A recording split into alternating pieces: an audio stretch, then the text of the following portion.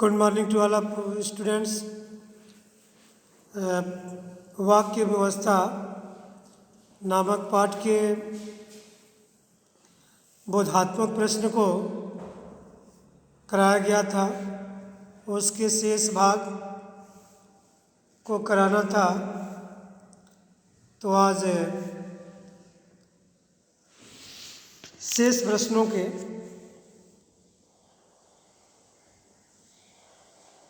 जो पाठ्य पुस्तक से संबंधित है उसको कराया जाएगा। पहला प्रश्न है, रिक्त स्थानों की पूर्ति कोष्ठक में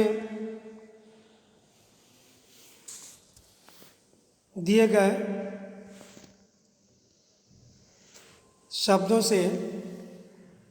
में से सही शब्द चुनकर करें। क,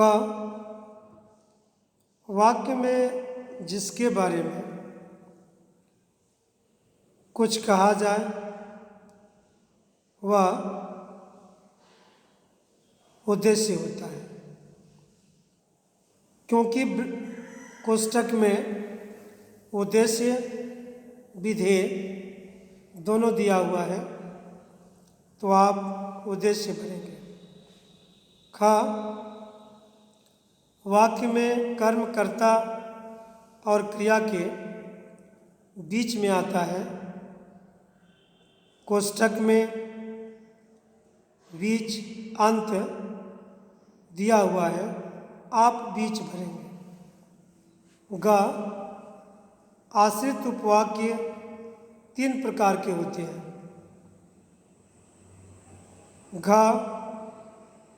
संबोधन और विस्मयादि बोधक प्रायः वाक्य के प्रारंभ में आते हैं। अंग, जो उपवाक्य कर्म अथवा पूरक का काम करे वह संज्ञा उपवाक्य कहलाता है। अब इसके बाद अगला प्रश्न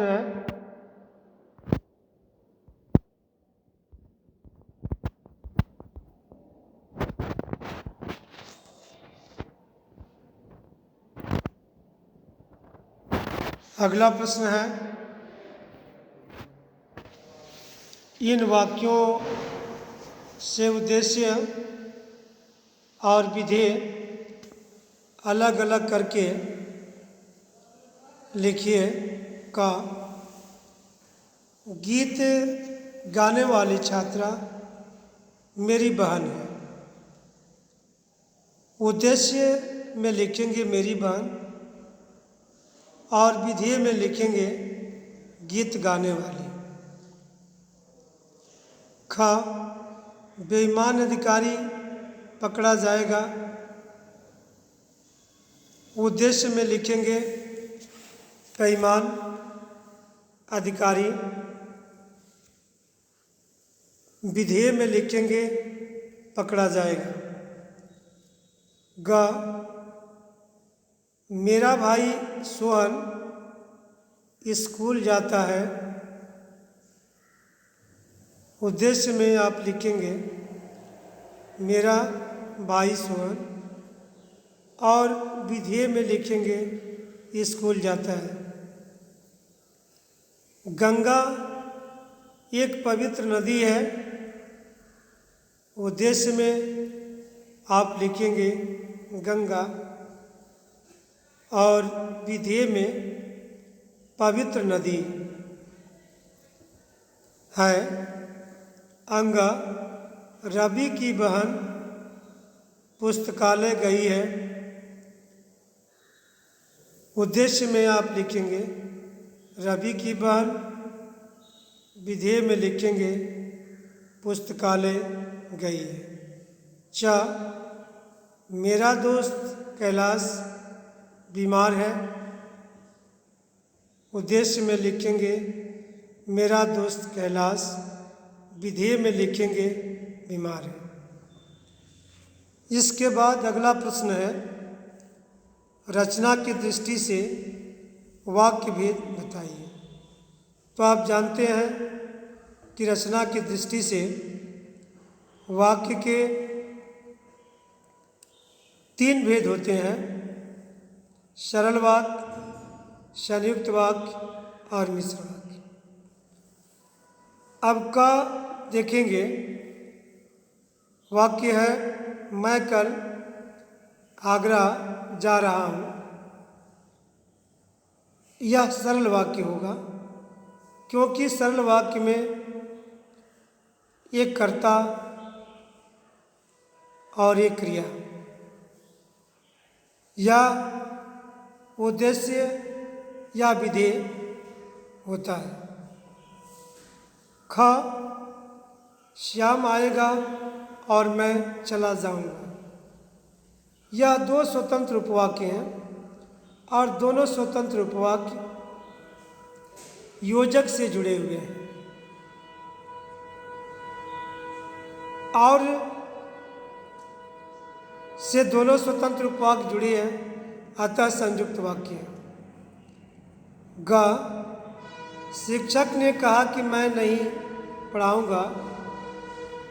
शिक्षक ने कहा प्रधान उपवाक्य है कि योजक है, मैं नहीं पढ़ाऊंगा यह आश्रित उपवाक्य है। और आप जानते हैं कि आश्रित उपवाक्य 3 प्रकार के होते हैं, संज्ञा आश्रित उपवाक्य, विशेषण आश्रित उपवाक्य और क्रिया विशेषण आश्रित उपवाक्य। कि संज्ञा आश्रित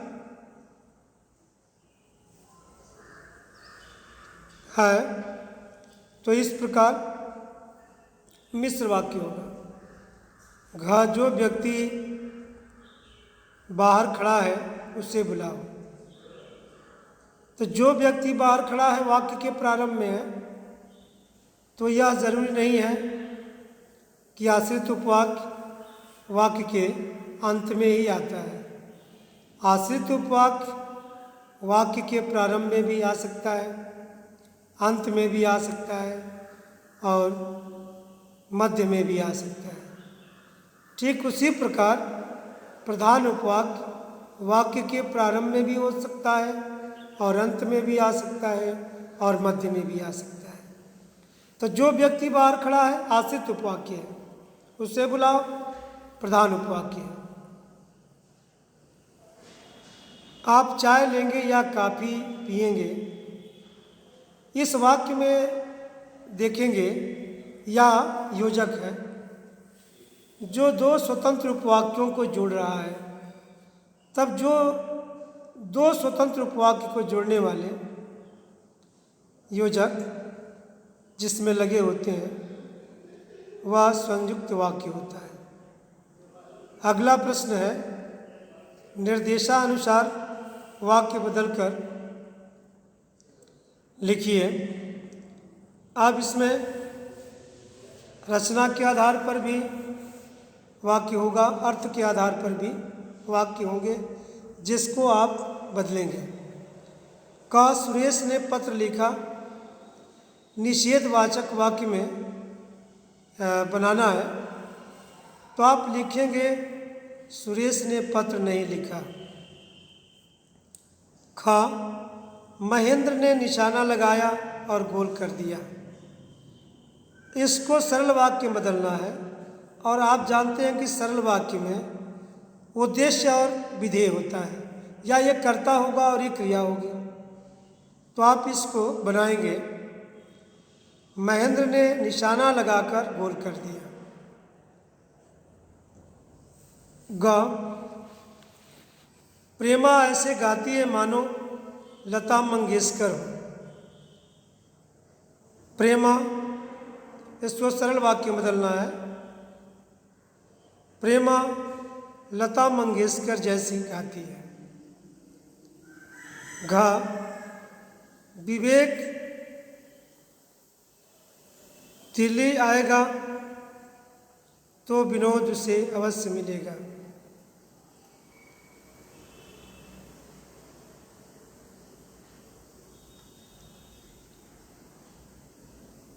इसको मिश्र वाक्य में बदलेंगे। और आप जानते हैं कि मिश्र वाक्य को 3 ही प्रकार से बदल सकते हैं। या तो उसको संज्ञा आश्रित उपवाक्य बना लेंगे, या विशेषण आश्रित उपवाक्य बना करके उसे बदल लेंगे, या क्रिया विशेषण आश्रित उपवाक्य बना करके बदल देते हैं।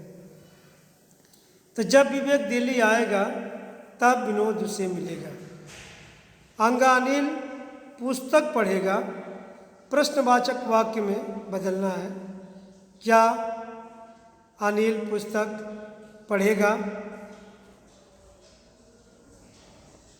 तो आप देखेंगे कि इस प्रकार के वाक्य को हम प्रश्नवाचक में, क्या अनिल पुस्तक पढ़ेगा?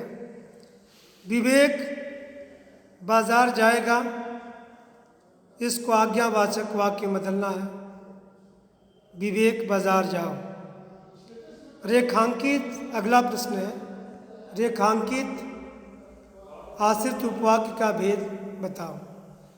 का मैं जानता हूँ कि तुम काम नहीं करोगे। कि तुम काम नहीं करोगे संज्ञा आश्रित उपवाक्य। खा जब जब वर्षा हुई फसल अच्छी हुई। जब जब वर्षा हुई तो क्रिया विशेषण आश्रित उपवाक्य है। ग जिसने गिलास तोड़ा है वह खड़ा हो जाए, विशेषण आश्रित उपवाक्य है। इस प्रकार यह पाठ्यपुस्तक के प्रश्न करा दिए गए। फिर अगले वीडियो में अगला अध्याय या पाठ कराया जाएगा। धन्यवाद।